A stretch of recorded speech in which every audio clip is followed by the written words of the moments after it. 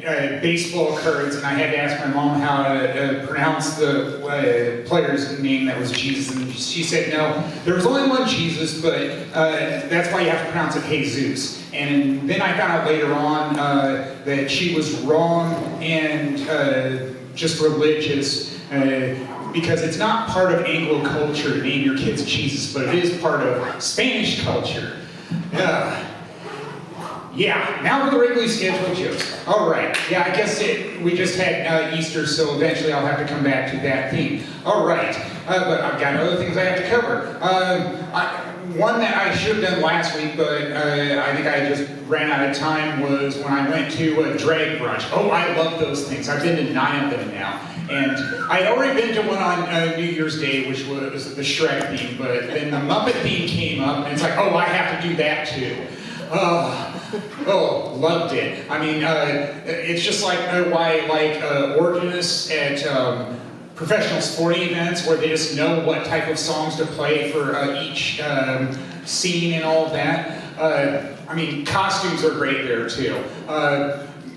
There was somebody doing Gonzo, and they play Katy Perry's E.T., and it's like, yeah, I guess that does fit, because in one of the Muppet movies, the cage for Gonzo just said, whatever, because you just never really know what type of animal Gonzo is, so it's like E.T., extraterrestrial, alien, close enough. And then we get to Animal, Beastie Boys, Fight for Your Right to Party. Yeah, that fits Animal, being the drummer in the band. And then we get to a character I like just as much as Animal, which is Sam Eagle, the dour patriot. And then they play Green Day's American Idiot. Yeah, that fits him too.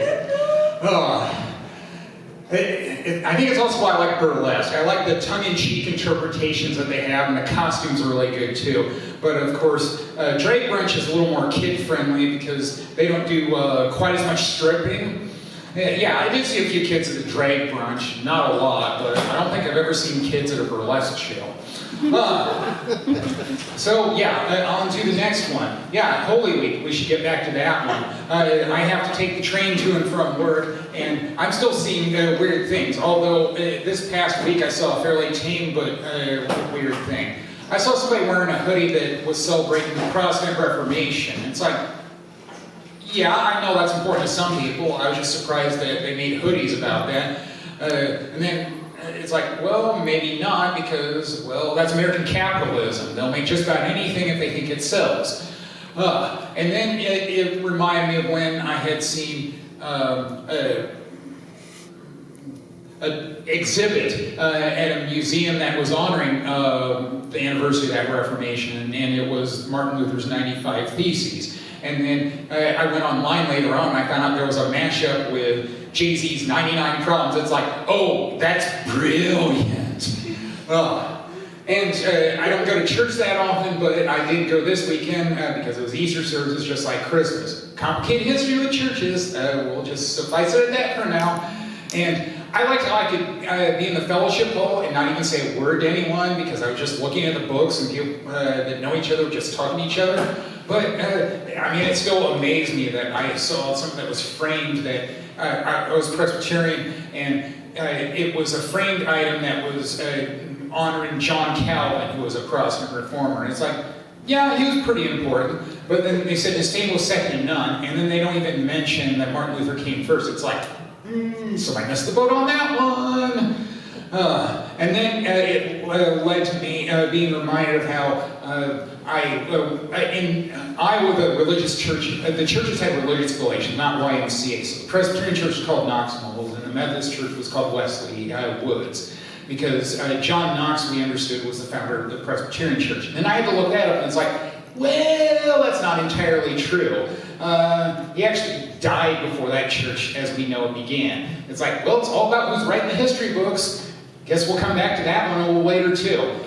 All right, well, yeah, comedian that does history jokes. Yeah, go figure, but I majored in history, so there you go. Well, the banking place means tails from the bank, like tails from the crypt. Had a one-on-one with my boss this week, and sometimes I'm at a loss for ideas on what to talk about. But I've been seeing these emails lately, how I was put into a social media group that was only within the bank.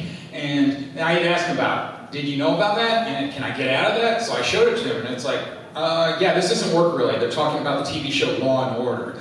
And it's like, yeah, you don't need to be in that. And then eventually I found a button that said leave and pressed it. It's like, yeah, I'm there to work. I win a popularity contest. If I want to do social media, I'll do it at home. I'm too busy for this shit.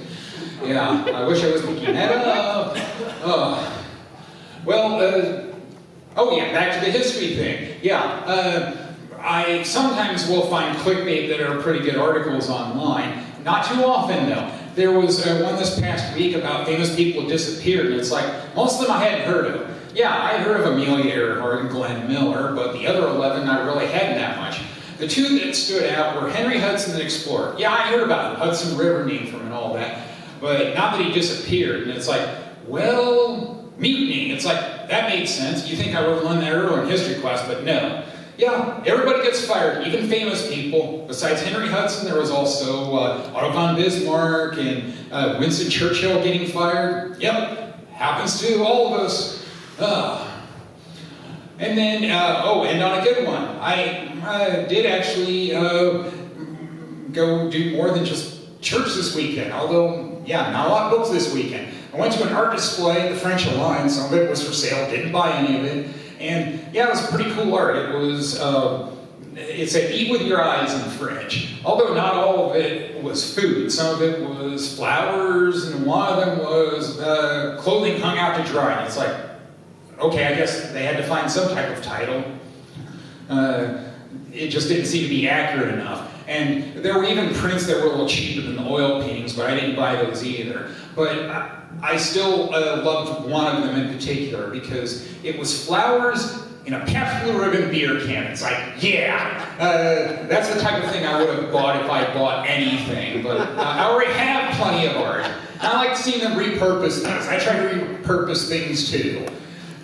So yeah, get out there and do things. I try to, even though I'm recluse. Well, that'll do it for me. Thank you all, been great.